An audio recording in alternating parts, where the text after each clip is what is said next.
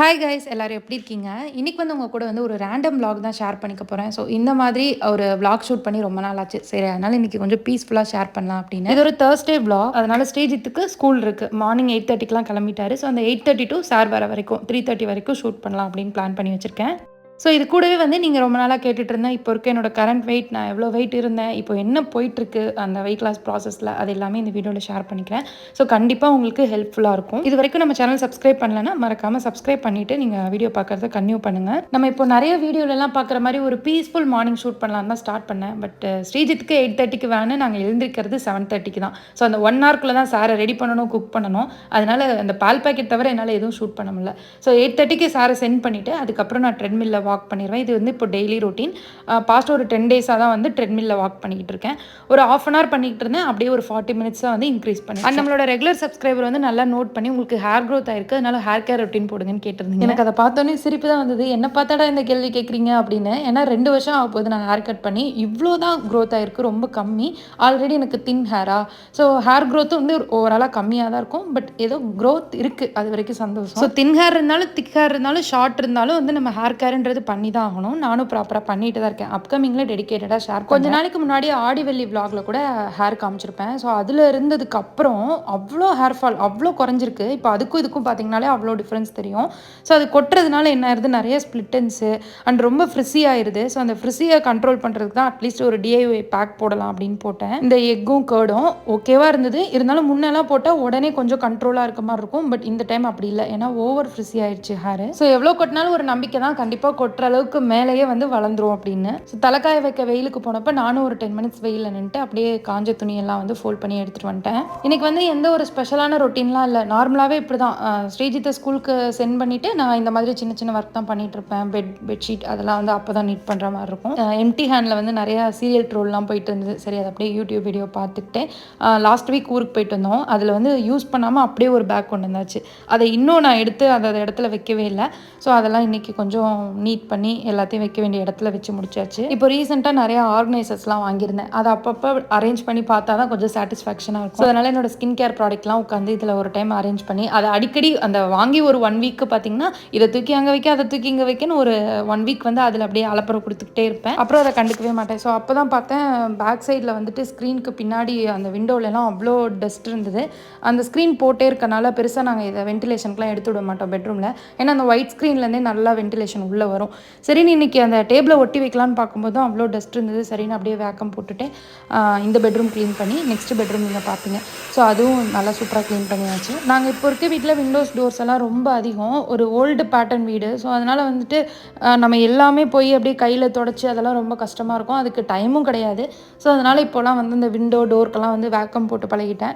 வேக்கமே இருந்தாலும் ஃபஸ்ட்லாம் இதெல்லாம் பண்ண மாட்டேன். பட் இப்போ வந்து ப்ராப்பராக கொஞ்சம் அதை யூஸ் பண்ணி பழகிட்டேன். ஸோ அப்படியே வீடியோ வந்து க்ளீனிங்கில் போட்டோம். நான் வந்து உங்களுக்கு அந்த என்னோட வெயிட் ரிலேட்டடான உங்களோட கொஸ்டின்ஸ்க்குலாம் வந்து நான் ஆன்சர் பண்ணிடுறேன். ஸோ இதை வந்து அழகாக உட்காந்து டெடிகேட்டடாக உங்கள் கூட வந்து செப்பரேட்டாக நான் வீடியோவாக ஷேர் பண்ணலாம். பட் எனக்கு இப்போதைக்கு இன்ட்ரெஸ்ட் இல்லை அந்த மாதிரி. ஏன்னா இது வரைக்கும் நம்ம அந்த மாதிரி நிறைய வீடியோஸ் பண்ணியிருக்கோம். ஒரு 3 to 4 yearsல நிறைய வெயிட் லாஸ் சேலஞ்ச் பண்ணியிருக்கேன், வெயிட் லாஸும் பண்ணியிருக்கேன், பட் வெயிட் கெயினும் ஆயிருக்கேன். இப்போ ஏன் எனக்கு பண்ண இன்ட்ரெஸ்ட் இல்லைனா, எல்லாம் ஓகே ஆகிட்டு ஒரு இடத்துல வந்து நமக்கு ஒரு கான்ஃபிடென்ட் வரும்ல, அன்னைக்கு உட்காந்து பேசிக்கலாம் அப்படின்னு தான். ஸோ உங்களில் சில பேருக்கு தோணலாம், நம்ம சேனலில் பார்த்தீங்கன்னா டக்குன்னு ஒரு 2 yearsக்கு முன்னாடி ஒரு வெயிட் லாஸ் வீடியோ இருக்கும், லாஸ்ட் இயர் ஒரு வெயிட் லாஸ் வீடியோ இருக்கும், இப்போ இந்த வருஷம் ஒரு weight loss video. So weight loss பண்ணிட்டா அதே வெயிட்டை நான் கன்சிஸ்டண்ட்டாக மெயின்டைன் பண்ணுறது கிடையாது, கெயின் ஆயிடுது. அதுக்கப்புறம் ஒரு நமக்காக ஒரு இடத்துல வந்து ஸ்பார்க் ஆகும்ல, அதுக்கப்புறம் எகெயின் வெயிட் லாஸ் ஸ்டார்ட் பண்ணுற மாதிரி இருக்கும். அதையும் நான் வீடியோவாக ஷேர் பண்ணிடுவேன். ஸோ நான் இப்படி பண்ணுறதுனால என்ன ஆகுதுன்னா, நீங்கள் உங்களில் சில பேர் நினச்சிக்கலாம் வீடியோக்காக வந்து வெயிட்டை ஏற்றிட்டு திரும்ப வந்து வீடியோக்காக குறைக்கிற மாதிரி. பட் சீரியஸாக அப்படி கிடையாது. யாராவது வந்துட்டு வீடியோஸ்க்காகவும் வியூஸ்க்காகவும் வந்து ஹெல்த்தை போயிட்டு பணைய வைப்பாங்களா?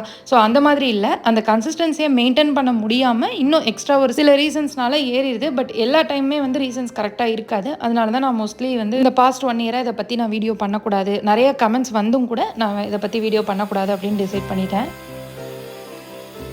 ஸோ 2023 வந்துட்டு பார்த்தீங்கன்னா நான் ஒரு மார்ச் கிட்ட ஒரு 76 kgs வந்து நெருக்கிற மாதிரி இருந்தது. ஸோ அதுக்கப்புறம் வந்து பேலியோ டயட் சேலஞ்ச் பண்ணிவிட்டு ஒரு 50 daysல வந்து ஒரு 69 அந்த மாதிரி வந்தேன். மே வரைக்கும் கிட்டத்தட்ட அந்த 69லே தான் மெயின்டைன் பண்ணேன். அதுக்கப்புறம் வந்து பார்த்தீங்கன்னா, ஒரு 1 கேஜி ஏறுறது. அப்படிதான் ஏறிட்டு இருந்தது. ரொம்ப பெரிய வெயிட் கெயின்லாம் இல்ல. ஓரளவுக்கு நானும் பேலன்ஸ்டா மெயின்டைன் பண்ணிட்டு இருந்தேன் டயட்டும். ஒரு டிசம்பர் வரைக்குமே பார்த்தீங்கன்னா, ஒரு 73, 74 அந்த மாதிரி தான் இருந்தது. அதுக்கப்புறம் இந்த இயர் மே 27 கிட்ட நான் வெயிட் மெஷின்ல பார்க்கும்போது என்னோட வெயிட் வந்து 87 கேஜிஸ். கிட்டத்தட்ட 8லிருந்து 9 கிலோ வெறும் ஒரு 4, 5 மாச கேப்ல வந்து நல்லா சரசரன்னு ஏறி இருக்கு. எனக்கே தெரியல. நீங்க என்னோட சேனல் நல்லா செக் பண்ணி பார்த்தீங்கன்னா தெரியும். அந்த டைம்லலாம் வந்து நான் வீடியோஸும் ப்ராப்பரா ஷேர் பண்ணியிருக்க மாட்டேன். எந்த வீடியோஸுமே. ஒரு மாரி எனக்குள்ளேயே நெறையா டிஃப்ரென்ஸ் வந்து நான் ஃபீல் பண்ணேன். ஒரு மாரி ரொம்ப ஸ்ட்ரெஸ்ஃபுல்லா இருந்த மாதிரி இருந்தது. ஏதோ ஒண்ணு எப்பயுமே வந்து ரொம்ப லேசியா இருக்க மாரி இருந்தது. ஒரு ஆக்டிவா இருக்க முடியல. உட்கார்ந்திருக்கும்போது 10 பிளான் வரும். பட் எழுந்திரிச்சு அந்த வேலைய செய்யலான்னு போகும்போது நான் என்ன யோசிச்சு வச்சிருந்தேன்றதே மறந்துருவேன். ஸோ அந்த லெவலுக்கு வந்துட்டு எனக்கு மூட் ஸ்விங்ஸ் பயங்கரமா இருந்தது. ஸோ அந்த டைம்ல இந்த மாதிரி ரொம்ப ஸ்ட்ரெஸ்ஃபுல்லான சிச்சுவேஷன்ல தான் இருந்தேன். அதுக்கப்புறம் வந்துட்டு அப்போதான் நெறைய பேர் வந்துட்டு நான் பிரெக்னென்ட்டா இருக்கேன். அதுக்கப்புறம் வந்து எனக்கு டெலிவரி ஆயிடுச்சு. இந்த மாதிரி கமெண்ட்ஸ் எல்லாம் வந்து நெறைய நான் ரிசீவ் பண்ணியிருந்தேன். பட் அதெல்லாம் எதுவுமே இல்ல. எல்லாம் வெயிட் கெயின் பார்த்து அந்த மாதிரி நீங்க நினைச்சிட்டீங்க. அதுக்கப்புறம் நான் ஒரு சில பேருக்கு வந்து கமெண்ட்ல ரிப்ளையும் கொடுத்தேன். அதெல்லாம் எதுவும் இல்ல. ஸோ அந்த டைம் ஆஃப் பீரியட்லேயே வந்து பார்த்தீங்கன்னா எனக்கு லைட்டாக பேக் பெயின் இருந்தது அண்ட் லெக் பெயின் இருந்தது அண்ட் மெயினாக வந்து பார்த்தீங்கன்னா அந்த கழுத்து வலி இருந்தது. ஒரு ப்ராப்பரான பொசிஷனில் வந்து படுத்து தூங்கவே முடியறதில்ல. கிட்டத்தட்ட அது கன்டினியூ ஆகிட்டே இருந்தது. ஒரு 20 டேஸ் 30 டேஸ் அந்த மாதிரி. நீங்கள் என்னோட இன்ஸ்டாவில் ஃபாலோ பண்ணியிருந்தா கூட தெரிஞ்சிருக்கும். ஷார்ட்ஸாக கூட போட்டிருந்தேன். நிறைய டெம்பிள்ஸ்க்குலாம் போயிட்டு இருந்தோம். ஸோ அப்போல்லாம் வந்துட்டு இந்த மலை ஏறுற மாதிரி இருக்க கோயிலெல்லாம் மலை ஏறும்போது ஒரு ப்ரீத்திங் ப்ராப்ளம் இருக்காது. வீட்டிலேயே நார்மலாக கொஞ்சம் ஹெவியான வெயிட் லிஃப்ட் பண்ணும்போது வீட்டிலேயே ஏதாவது ஒர்க் பண்ணும்போது ஒரு மூச்சு விடுறதுக்கே கொஞ்சம் கஷ்டமாலாம் நான் ஃபீல் பண்ணேன். அதுக்கு எல்லாமே ரீசன் எனக்கு நல்லா தெரிஞ்சுது. மெயினாக வெயிட் கெயின் தான். ஏன்னா எனக்கு வந்து ஒரு அளவுக்கு மேலே வெயிட் போயிட்டா என்னாலே என்னை மேனேஜ் பண்ணிக்க முடியாது.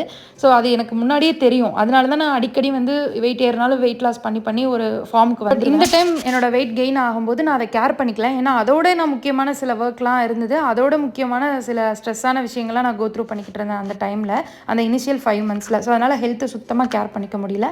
அந்த நேரம் பார்த்து சர்ன்னு ஒரு 7 to 8 கேஜிஸ் வந்து ஏறி 87ல் வந்து நின்றுச்சு. ஸோ அந்த ஓவர் வெயிட்னால தான் இவ்வளோ ப்ராப்ளம்னு தெரிஞ்சு சரி நமக்கு தான் டயட் பேட்டர்ன்லாம் ஓரளவுக்கு என் உடம்புக்கு என்ன எந்த மெத்தடில் பண்ணால் குறையும் எல்லாம் தெரிஞ்சதுனால சரி ரொம்ப நான் பேலியோ அந்த மாதிரிலாம் போகல, ஒரு பேலன்ஸ்டு டயட் தான் எடுத்துக்கிட்டேன். கிட்டத்தட்ட வந்து ஜூன், ஜூலை, ஆகஸ்ட் வரைக்கும் பண்ணேன். இந்த 3 மாதமுமே சேர்த்து ஒரு 1.5 கிலோ தான் குறைஞ்சிருந்தது. அதுவும் எனக்கு தெரிஞ்சது வாட்டர் வெயிட்டாக தான் இருக்கும். அந்த 1.5 கிலோனால என் பாடியில் எந்த ஒரு டிஃப்ரென்ஸுமே இல்லை. எனக்கு வந்து வாக்கிங்கே ரொம்ப டிஃபிகல்ட்டாக இருந்தது. ஸோ அது வந்து இன்னும் எனக்கு ரொம்ப ஆட் ஆன் ஸ்ட்ரெஸ். வெயிட் குறையல, ஏன் குறையல? எப்பயும் ஒரு பேட்டர்ன் டயட் பண்ணால் வெயிட் குறையிற வெயிட்டு இந்த தடவை குறையலன்னா ஏதோ பாடியில் வந்து ஏதோ நடந்துட்டுருக்கு. பட் நமக்கு தான் அது தெரியலன்ற மாதிரி எனக்கு ஒரு டக்குன்னு கிளிக் ஆகிடுச்சு. சரி இதுக்கு மேலே டிலே பண்ண வேணாம், உடனே டாக்டர் கன்சல்ட் பண்ணுவோம். அந்த கழுத்து வலியும் ஆன் அண்ட் ஆஃப் வந்து கூட ட்ராவல் ஆகிட்டே தான் இருந்தது. ஸோ டாக்டர்கிட்ட வந்து ஃபஸ்ட்டு இந்த கழுத்து வலிக்காக தான் நான் போனேன். பட் அவங்க வந்து ரூட் காஸில் கண்டுபிடிச்சி அதுலேருந்து ட்ரீட்மெண்ட் கொடுக்க ஸ்டார்ட் ஆகிறதுனால என்னோட ஹிஸ்ட்ரியை அவங்க தெரிஞ்சுக்க வேண்டிய நிலைமை. ஸோ ஃபுல்லாக ஷேர் பண்ணும்போது அவங்க வந்துட்டு எனக்கு சஜஸ்ட் பண்ணாங்க ஸ்கேனு, பிளட் டெஸ்ட். கிட்டத்தட்ட வந்து ஒரு ஃபுல் பாடி செக்அப் மாதிரி தான் இருந்தது. அப்டாமன் ஸ்கேன் பண்ணும்போதே வந்து டாக்டர் வந்து எனக்கு சில இதெல்லாம் சொல்லிட்டாங்க, இது கொஞ்சம் சரியில்லாமல் வச்சிருக்க அப்படின்ற மாதிரி.